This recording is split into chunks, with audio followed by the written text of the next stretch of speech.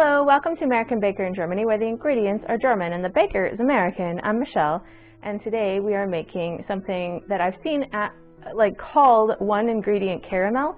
It's not really caramel, it's more like dulce de leche, but it's only with one ingredient and it's really easy, so let's get started.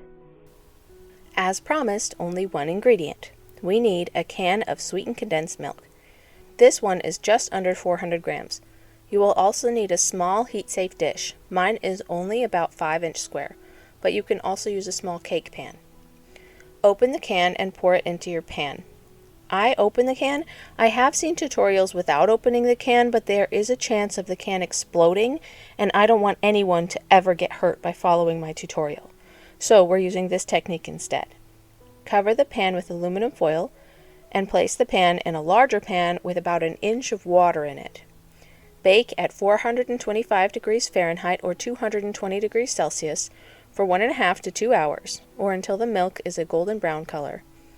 There will be a thin film on top. You can choose to skim it off the top for a smooth caramel or mix it through.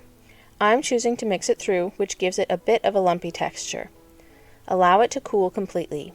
At this point it is still warm, and so it is rather runny, but it will thicken as it cools.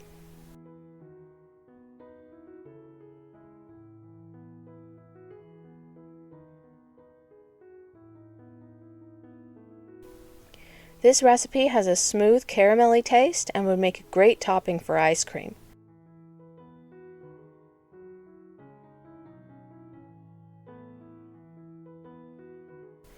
For more cakes and recipes, visit our website at americanbakeringermany.com.